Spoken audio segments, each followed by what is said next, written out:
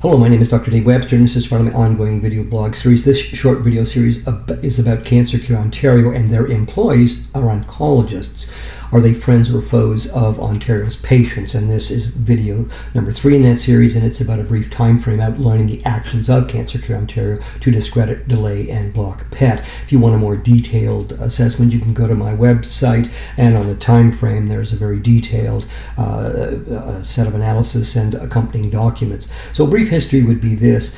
Mid to late 90s, Dr. Al Dreger chairs a multidisciplinary independent committee made up of experts in diagnostic imaging and cancer, and they're looking at the medical evidence of PET because it is already the standard of care for many cancers accepted in the world, and they would determine that immediately 40,000 patients would benefit from a PET scan. So they're all excited. They've all been wanting to get PET in Ontario like the rest of the world, and they go to a meeting with the Ministry of Health, and what the Ministry of Health does is shows them literally a 35 mil slide of a medical poster from a medical meeting, actually from Australia, suggesting PET was not useful in lung cancer.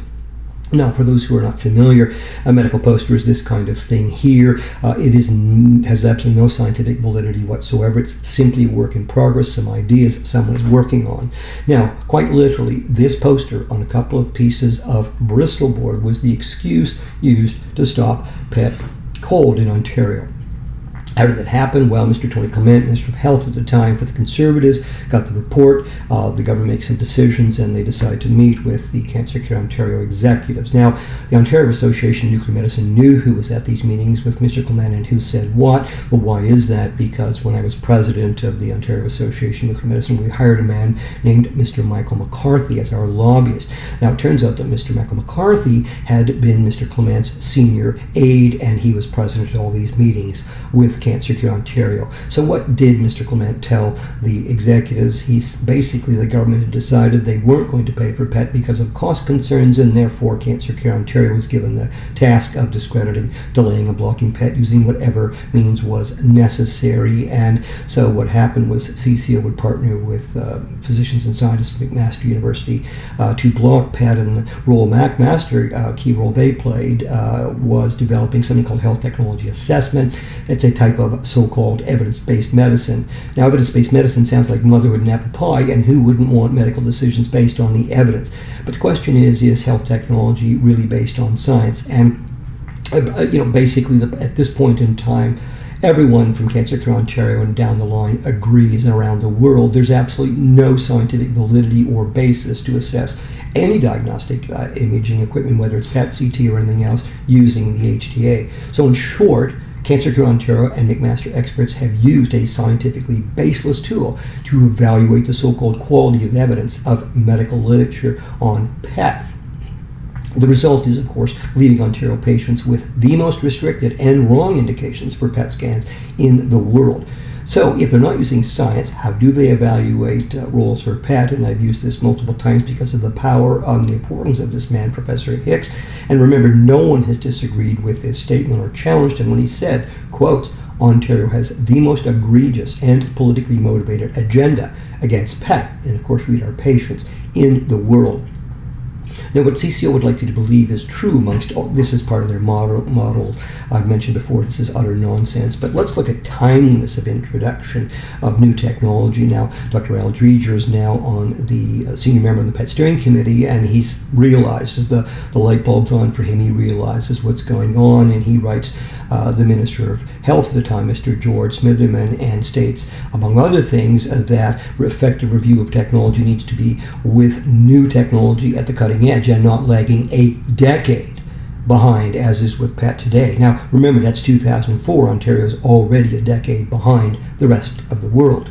So, and just as a note, although required by provincial law to have someone respond to this letter to Mr. Smitherman from the key member of the PET Steering Committee, Mr. Smitherman will refuse on more than one occasion to either acknowledge or respond to that letter.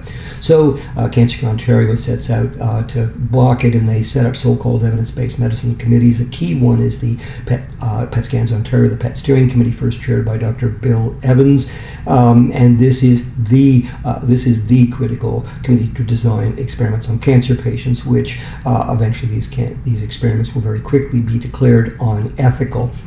The current chair is Dr. Ermetzer. He's the current chair. Now, another key physician is Dr. Mark Levine. He's the director of the Ontario Clinical Oncology Group, and it is OCOG that will sponsor the PET Predict trial on women with early-stage breast cancer. And it was the PET Predict trial which finally led and precipitated the 2005 motions declaring the Cancer Care Ontario PET trials on patients as unethical.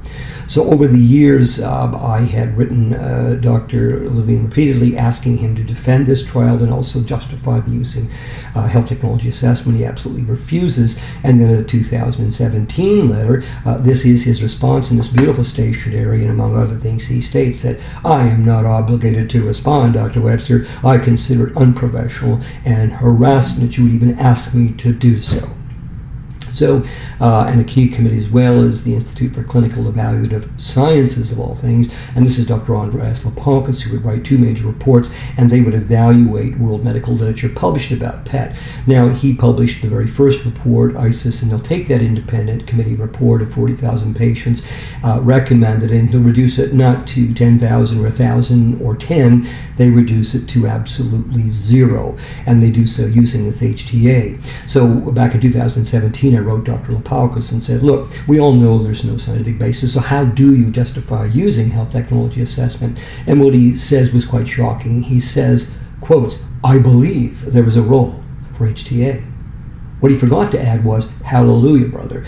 He only needs faith to take Ontario's patients to the least number of PET scans per 1,000 population in the world where PET is available. And yes, Dr. Lapalkas has been rewarded for his wonderful work on behalf of the government and been given a new position. Moved to 2009, and Dr. Julian Dobranowski has been a radiologist, has been put the provincial head of the cancer care imaging program and on PET, and he's giving a talk at a medical meeting attended by the public and physicians, and talking about how they can evaluate PET. Now, Dr. Dreger at this point, and no one has tried harder than Dr. Dreger to work with these people to try and bring some sense and rationality into the introduction of PET and do it properly. He's finally fed up after this talk, and he goes to the mic and he resigns publicly from the PET steering committee, and he says, I regret ever having worked with this committee and the kind of people like Dr. Dobranowski. But then he dropped a bombshell which just momentarily silenced the audience, and then they just erupted into applause because he said, quotes, I believe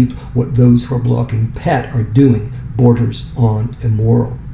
Now, at that same meeting, Dr. Dobranowski, I have to admit, was a little shaken up by Dr. Dreger's statement, and so as he's walking off the stage, I walk up to him and I said, listen, Julian, I mean, my colleagues and I have been trying for years to get someone from the government to tell us, is there any evidence to support the use of the health technology assessment to evaluate PET at all?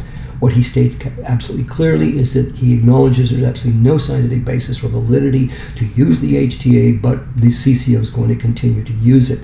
Move on to 2011, and again, this is Dr. Hicks again, and he publishes, this is the major world publication, Journal of Nuclear Medicine out of the US, and it's looking at health technology assessment, and whether that approach comes to a closer truth to what is the best way to use PET and so on, versus what doctors by law are required to use in a legal case, the primary data and peer-reviewed literature.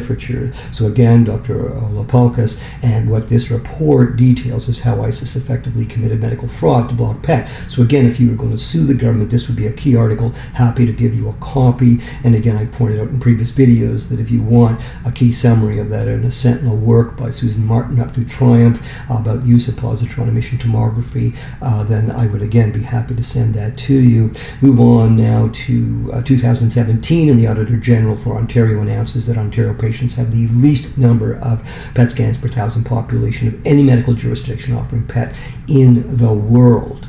Now, I can assure you that the politicians, the bureaucrats, and medical experts are all very proud of this dubious honor. But again, in 2017, something happens. I'm asked to be involved with Carol. She's a retired nurse, 66, unfortunately gets cervical cancer. But because we as her physicians are forced to use Cancer Care Ontario standards of care, stuck in the mid-1990s, she will undergo what will turn out to be a mutilating and contraindicated radical radiation therapy to her pelvis. I've outlined that in detail on this if you've not seen it on my YouTube video, you I hopefully will be shocked by what you've seen because of the kind of things that happen in Ontario on a daily basis. But these are the kind of complications. These aren't her own pictures, of course, but in her bladder, the radiation effects here in her colon, in her legs, and so on.